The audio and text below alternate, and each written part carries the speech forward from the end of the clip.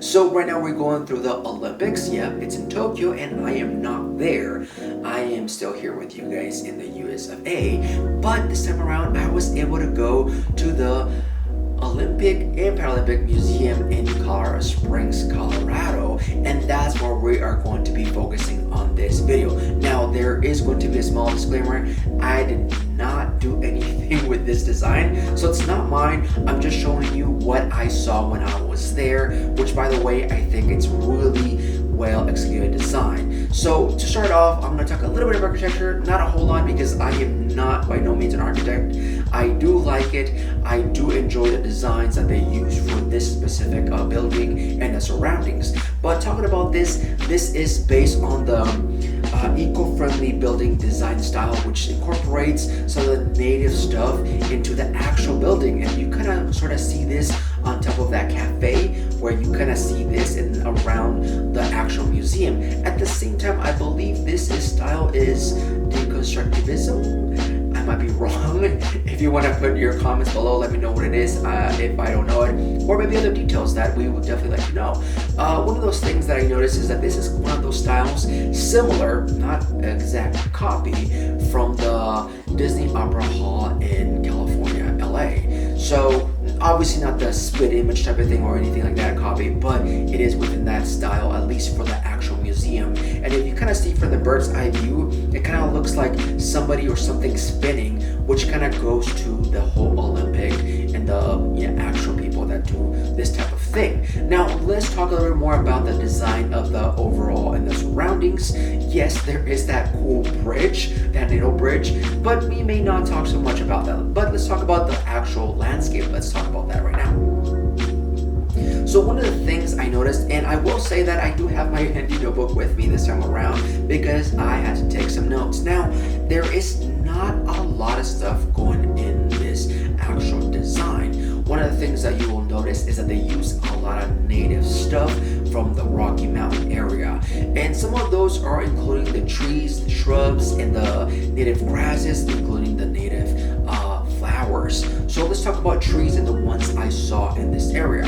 So some of the trees that I noticed in this area is going to be the Colorado blue spruces, the ponderosa pines, the narrow leaf cottonwoods, the Tartarian maples, and the aspens. Again, all of those are local to this area and will do well in this weather. In case you're wondering, what are some of those? But also, some of the things that I noticed for shrubs, not a whole lot of them, at least not right next to the museum itself. There is some more in the streetscape, but I'm gonna wait for that for the second video. That way we can also enjoy some more of this. As far as next to the building, what I noticed were some blue spireas. That's pretty much it, I think, as far as shrubs, but I did notice quite a few different kinds of flowers that we should talk about, right?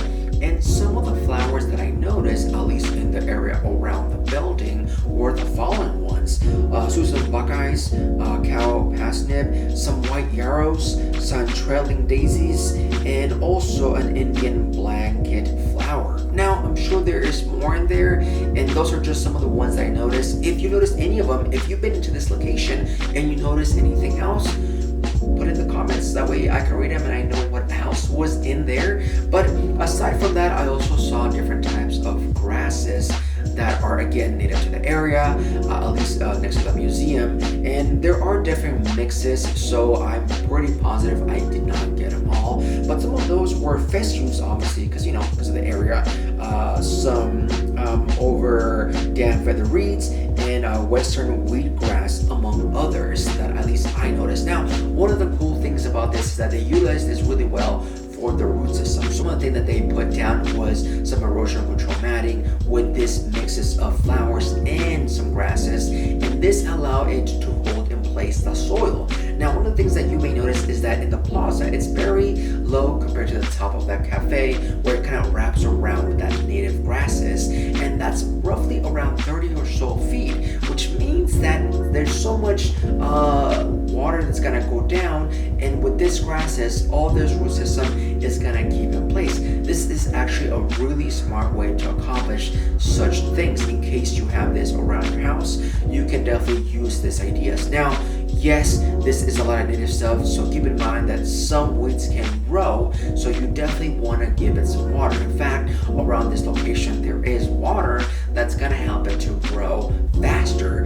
That way, only the things that you put in are the ones that are growing, and not anything else like those pesky weeds, you know what I'm talking about, right? But that being said, they also utilize some of the concrete edging to kind of divide and kind of keep things in place, be it the soil and also some of the flowers, but also they use some accent boulders. Now, the ones that I noticed were going to be pretty much two of them. It's going to be more of a black gray granite and also some brown limestone. Really big. I don't exactly know how big, but this kind of goes into that sort of mountainy theme, which is if you go to the mountains, you kind of see huge boulders just sticking out of the ground. So it kind of goes with the same thing. It looks really good, in my opinion. Now, one of the things that I noticed is that the materials that they use, including the hardscape, which is like the pavers, for instance, kind of are in the very sort of dark gray, sort of black sort of colors, and they also utilize with the decorative rock,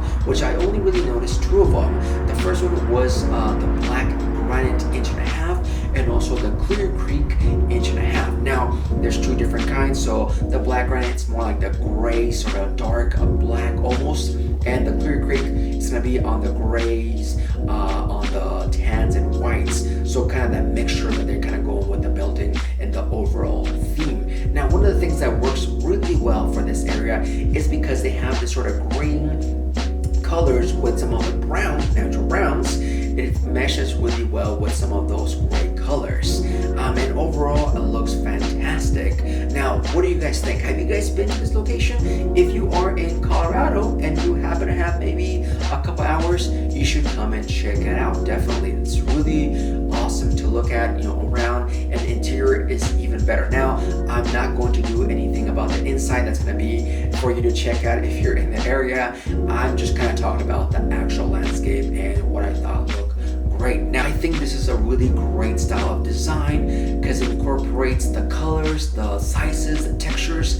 And going back to the colors, you'll notice that there's a lot of grays that has been used for the building and the materials, but then you kind of see those greens and those yellows that is from the grass itself, and even the grass tops, which is kind of like the weed looking type on the very top, which looks great. And then you also have the flowers, the local native flowers, which is what I said earlier, with some of those buckeyes and some of those daisies and other of the kind.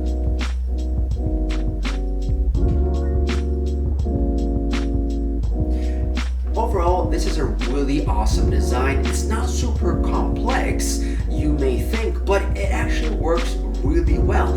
I actually thought it was really nice, and designed, obviously it is professionally made. Think about it, it's a museum that it's honoring those people that decide to kind of give it their all in the Olympics and also Paralympics. So if you haven't had the chance and you happen to come to Colorado, this may be a good spot to check out. It's really nice, and you can definitely visit other spots, but speaking about this one, if you want to, you can definitely do so. I'd like to hear your thoughts. If you have been to this location, what did you see aside from what I mentioned? Is there something that you saw that maybe I didn't notice? Let me know in the comments below, and also let me know what you think about the design itself. It's something really cool, at least in my opinion. I definitely appreciate it, but if you guys want to give me your opinion, definitely like to read those comments. So you guys already know our motto, which is dream, design, create. And if you like any of this, thumbs if you liked it, subs if you loved it, and we will see you guys in the next video where we're going to talk about part 2 of this design and also the hardscape. In the meantime, please take care of yourselves, and we'll see you in the next video.